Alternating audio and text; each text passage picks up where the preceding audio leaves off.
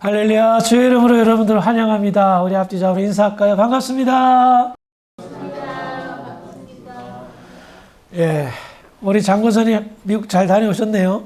예, 감사합니다. 건강한 모습으로 돌아오셔서. 오늘 주일 아침에 드리는 이 예배가 하나님께 영광이 되고, 예배 드리는 우리에게는 말할 수 없는 위로를 받고 은혜를 받아서 또 한 주간 힘을 얻는데 보탬이 되는 그런 시간이 되기를 주의 이름으로 축원합니다. 오늘은 빈들에서의 외침 세례요한 강의 11번째 시간입니다. 누가복음 1장 72절부터 79절의 말씀을 가지고 함께 은혜를 나누어 보도록 하겠습니다.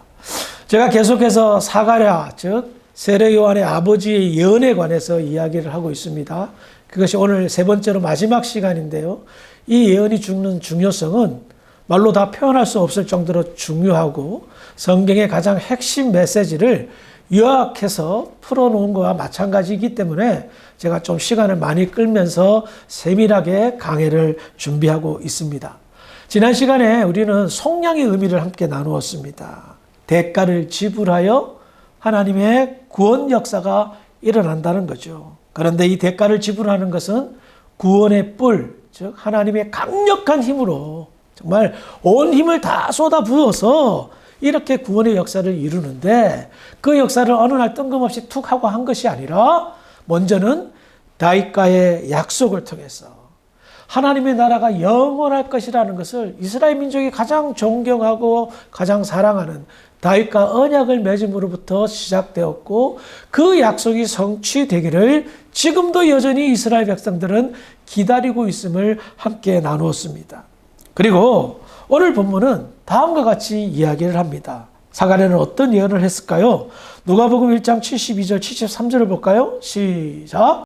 우리 조상을 긍휼히 여기시며 그 거룩한 언약을 기억하시니 곧 우리 조상 아브라함에게 하신 맹세라. 아멘.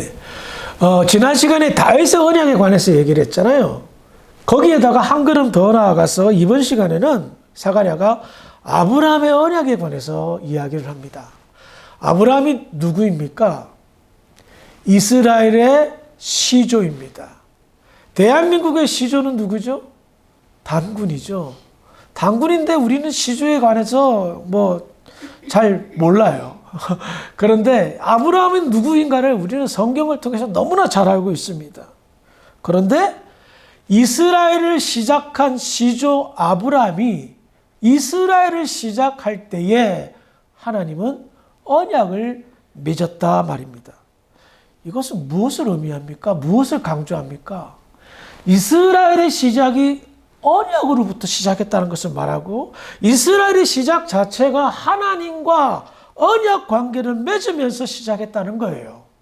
그러면 아브라함과 맺은 약속, 그 언약은 무엇일까요? 창세기 15장 18절입니다. 시작. 그날에 여호와께서 아브라함과 더불어 언약을 세우시되 내가 이 땅을 애국하면서 그 끝난 그날까지 내 자손에게 주노니. 아멘. 아브라함을 부르셔서 하나님께서 믿음에 순종한 아브라함에게 내가 너하고 언약을 맺을 텐데 그 약속이 뭐다? 땅을 주겠다는 겁니다. 당시 아브라함에게 약속했던 그 땅은 가나안 10족속이 차지하고 있었던 땅이었습니다.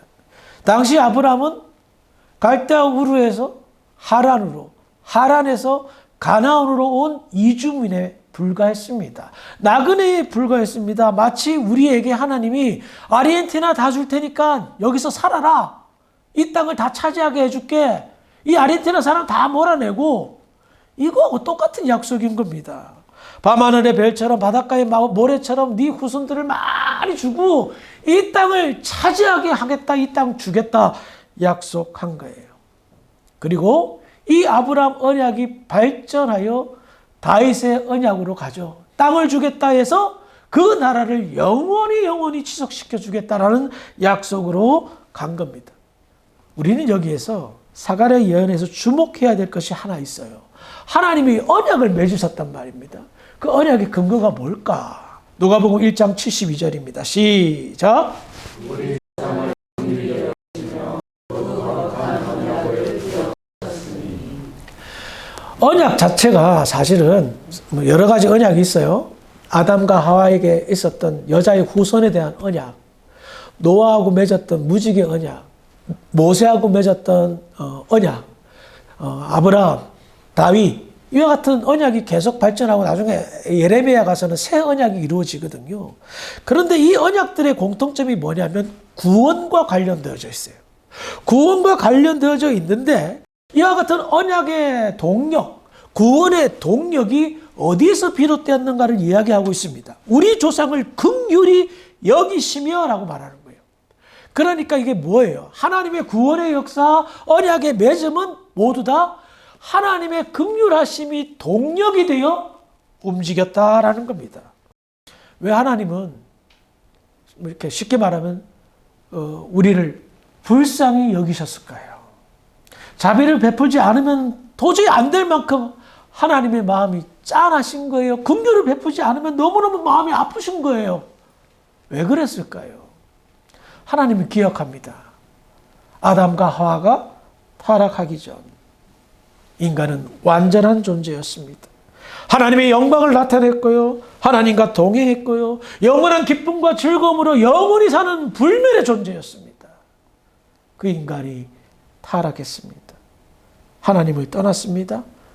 과거에 자신들이 어떤 존재인가를 완전히 잊어버렸습니다. 죄로 인하여 타락한 인간은 어떻게 살았죠?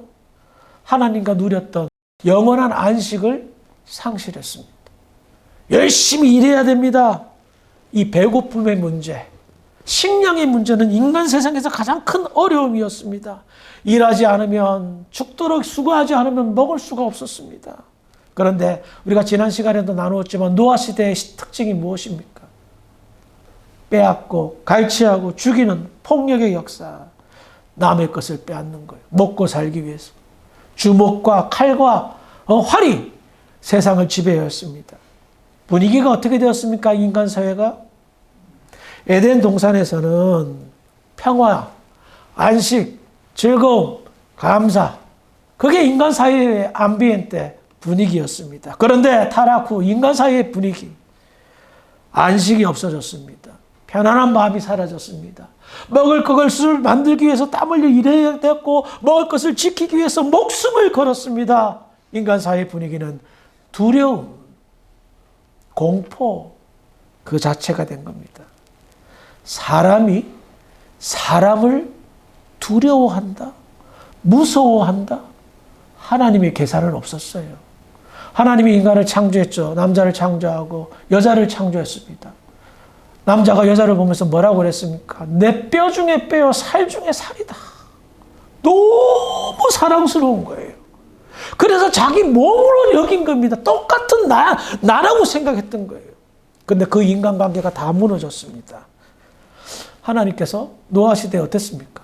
한탄하셨다라고 성경은 말합니다. 너무 마음이 아픈 거예요. 너 본래 이렇게 안 됐는데 왜 이렇게 변했니? 그러니 하나님 마음은 어디로 쏠릴까요? 인간을 회복하는데 마음이 쏠릴 수밖에 없는 겁니다. 어떻게 하든지 본래 상태로 되돌리기를 원했던 거예요. 두려운 세상, 서로가 못 잡아먹어서 안달난 이 세상을 에덴 동산에서 있었던 안식과 평강과 기쁨과 감사로 회복시키는 것이 하나님의 가장 큰 숙제가 되었던 겁니다. 그래서 하나님은 긍휼의 마음을 가지신 거예요. 용서하지 못하고 화나고 열받는 그런 마음이 아니라 인간을 불쌍히 여기신 거예요. 긍휼의 마음으로 언약하고 긍휼의 마음으로 구원의 약속을 계속해서 실현하고 실천하고 계셨던 겁니다. 그런 마음을 가지고 있으니 어떻게 하나님이 약속한 것을 잊을 수가 있습니까? 눈에 보이면 밟히는데 이스라엘 백성들 보니까 그렇게 하나님이 구원하여 주고 말씀 주고 축복을 줘도 저렇게 난리를 침에도 불구하고 하나님은 잊지는 못하는 겁니다. 너무 안쓰럽고 불쌍해서 다윗과 맺은 언약, 아브라함과 맺은 언약 잊을 수 없다라고 사가랴는 예언하고 있다는 겁니다. 이와 같은 하나님의 긍휼하심의 역사가 다음 말씀에서 나타납니다. 누가복음 1장 74절, 75절 시작. 우리 원수의 손에서 건지심을 받고 종신토록 주의 앞에서 성결과 의로 두려움이 없이 섬기게 하리라 하셨도다. 아멘. 이해가 되죠? 하나님이 왜 긍휼하셨어요? 원수의 손에서 건지심을 받고. 여러 가지 해석이 있어요. 근데 이스라엘 백성들은 정치적으로 해석해서 자기네 식민지에서 벗어나고 뭐 하는 걸로 생각하지만 신학적인 의미로 봤을 때 저는 이 원수의 손에서 건지심을 받는 것은 사망에서 구원을 받는 거로 생각합니다. 그리고 정신토록 주의 앞에서 성결과 의로 두려움 없이 섬기게 한다. 하나님과의 관계가 완전히 회복되어지는 거예요. 죽음의 늪에서 벗어난 사람 아무도 없어요. 근데 하나님이 그것을 이기게 하시고 영원히 하나님과 깊은 교제를 나누는 그 상태, 에덴의 회복을 이야기합니다. 안식을 누리고 평강을 누리고 감사하며 기쁨의 삶을 살도록 하는 것입니다. 그래서 하나님께서는 구원의 역사를 긍휼의 마음으로 일으키셨던 겁니다. 베드로전서 1장 3절을 볼까요? 시작.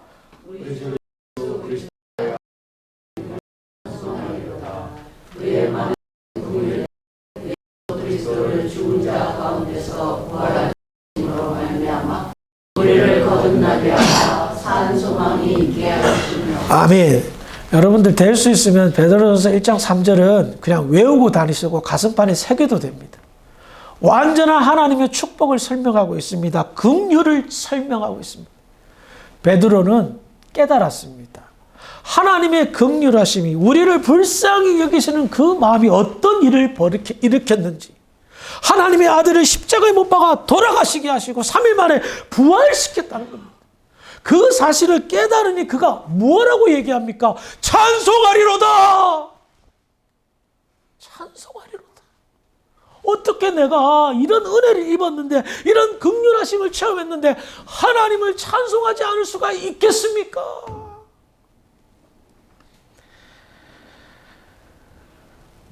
누가복음 1장 77절 78절입니다. 시작. 주의 백성에게 그 주의 사함으로 말미암는 구원을 알게 하리니 이는 우리 하나님의 긍휼로 인하여 이로써 본능이가 이로부터 우리에게 임하여. 앞서도 베드로가 하나님의 긍휼하심을 체험했다고 그랬죠. 그게 뭐예요? 구원을 어떻게 받았는가를 깨달은 거예요. 구원의 지식을. 사가랴도 이야기하는 겁니다. 하나님의 긍휼하심의 결과가 죄의 사함으로 인한 구원이라는 사실을 이야기하고 있다는 겁니다. 사가랴도 어떻게 알았는지 분명한 것은 성령의 충만함을 받아서 완전히 깨달았던 것 같습니다. 그래요. 하나님의 긍휼하심의 최종 목표는 죄의 사함으로 인한 구원이었던 겁니다. 그와 같은 지식이 생기게 되자, 그 죄의 사함으로 말미암아 얻게 되는 구원의 지식, 예수 그리스도의 십자가와 부활을 믿는 지식이 생기자 베드로는 하나님을 찬양하는 거고, 저와 여러분들도 하나님을 찬양하는 것입니다.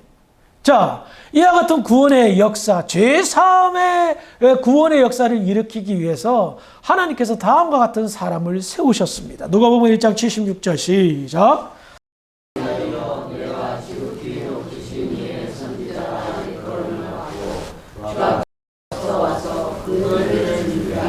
사가랴의 예언의 본론이 이제야 나옵니다. 그 앞에까지는 구구절절 설명한 거예요. 구원의 역사, 하나님의 뜻, 계획. 그러면서 자기의 아들 세례 요한을 일컬어서 다음과 같이 말합니다. 지극히 높으신 이의 선지자. 사가랴의 직업이 뭐죠? 제사장이죠. 제사장이에요.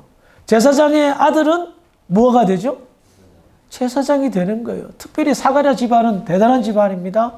성전 제사를 맡은 아비야 반열의 제사장이었어요. 엄마는 더하죠. 아론 대제사장의 후손인 엘리사벳이었어요. 당연히 아들을 왜 원했어요? 후대를 잇기 위해서 간절히 기도했어요. 제사장 후대를 잇기 위해서. 그런데 사가랴는 성령 충만함을 받아 자기 아들에 대한 운명을 예언합니다. 지극히 높으신 이의 선지자가 될 거다라고 말하는 겁니다. 그럼 우리 여기 생각할 수 있죠. 지극히 높으신 이의 선지자는 지극히 높으신 이의 뜻과 계획을 전달하는 사람인 겁니다. 그러니 얼마나 위대합니까? 얼마나 높은 하나님의 택함을 받게 되었습니까? 그런데 지극히 높으신 이의 생각과 뜻을 전하는 예언자로서 선지자로서 활동할 때에 그의 가장 특별한 주목해야 될 사역이 뭐라고 얘기합니까? 주 앞에 앞서가서 그 길을 준비하여. 이것이 지금 막 태어난 아들, 그렇게 간절히 소원했던 그 아들의 운명이 될 거라 이야기하고 있는 것입니다. 세례 요한의 사명은 주님 앞에 가는 것이었습니다. 주의 길을 예비하는 것이었습니다. 그러면 무엇을 예비하는 거야? 무엇을 앞에 가는 거야? 라는 거 말할 수 있죠. 좀 전에 읽었던 누가복음 1장 77절에 보면 주의 백성에게 그 죄 사함으로 말미암는 구원을 알게 하리니. 아시겠어요? 그가 앞서가는 건 뭐다? 죄 사함으로 말미암는 구원을 깨닫게 하기 위해서 밑밥을 까는 겁니다. 그 길을 여는 겁니다. 죄 사함에 대한 구원을 알리는데 그의 사명이 있고, 죄 사함을 받아야 구원을 받는다는 그 진리를 먼저 가서 깨닫도록 알려주는 일을 하였던 겁니다. 왜 이런 사명이 필요했을까요? 당시 이스라엘 백성들이 가지고 있었던 구원관이 왜곡되었기 때문입니다. 그들은 이스라엘의 구원을 정치적인 구원으로만 생각했습니다.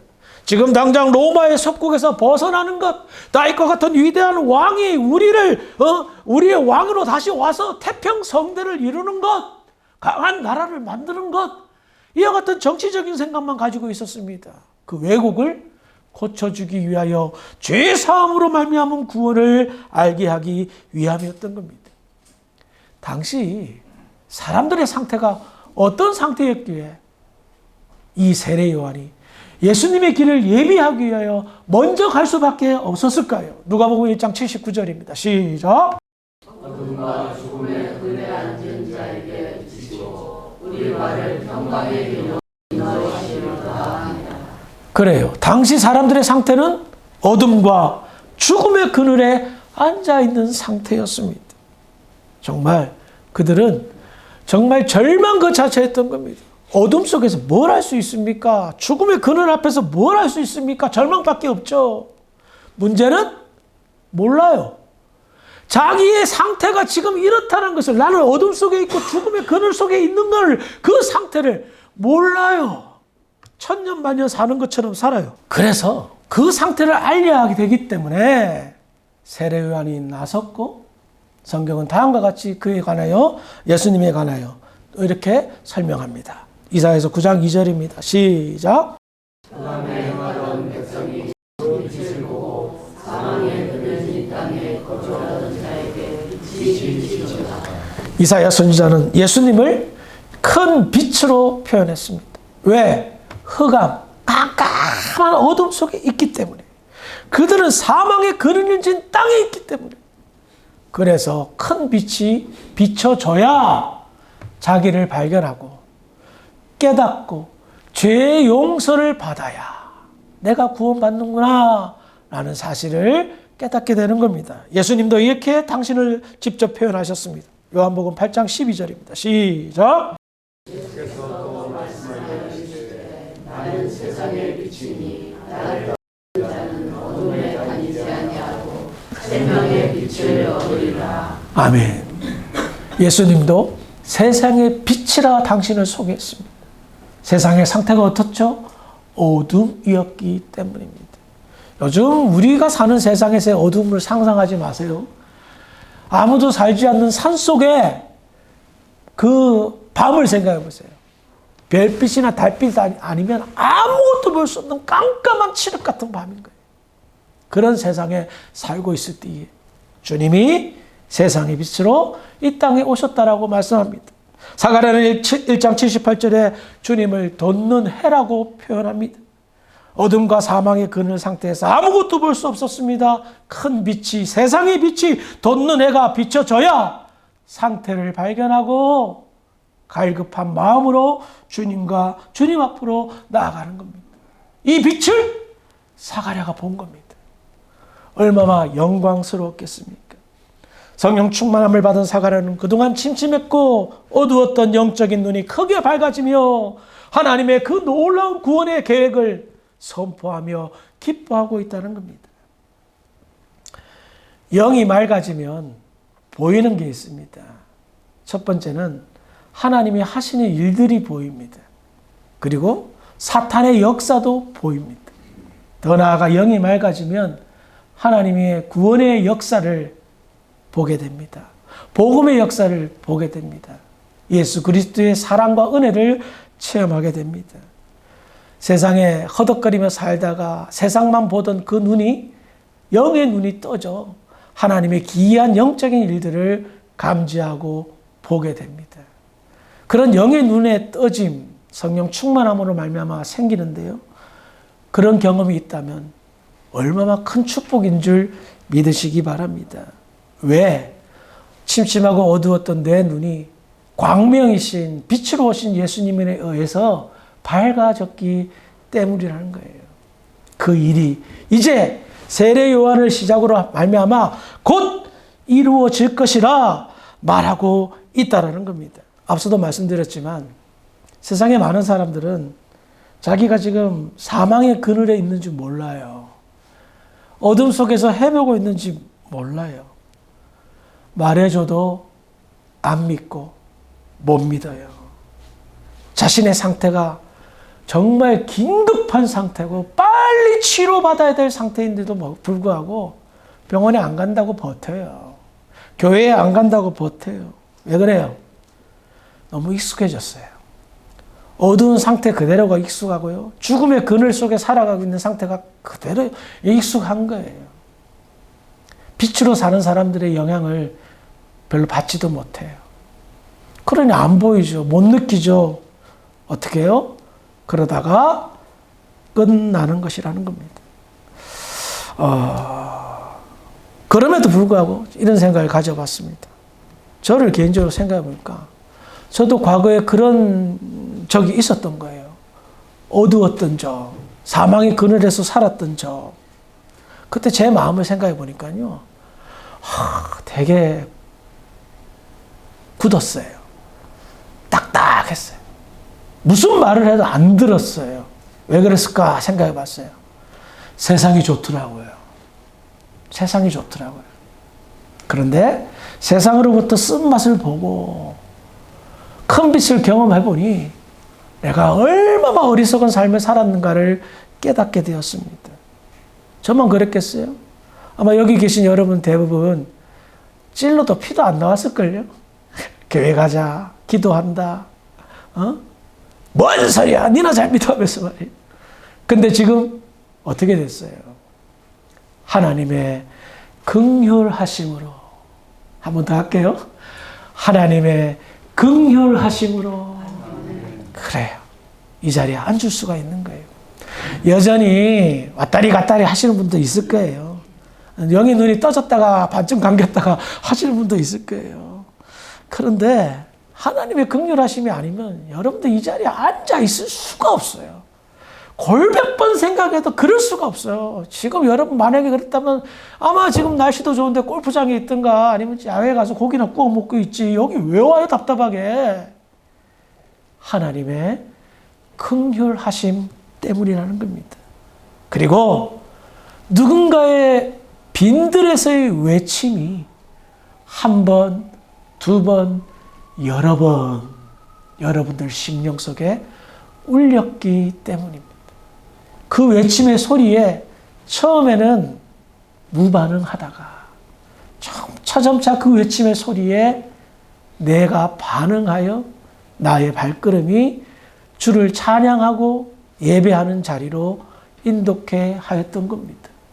그래서 세례 요한은 하나님의 긍휼하심의 결정체며 우리 예수님은 하나님의 긍휼하심의 완전함임을 믿으시기 바랍니다.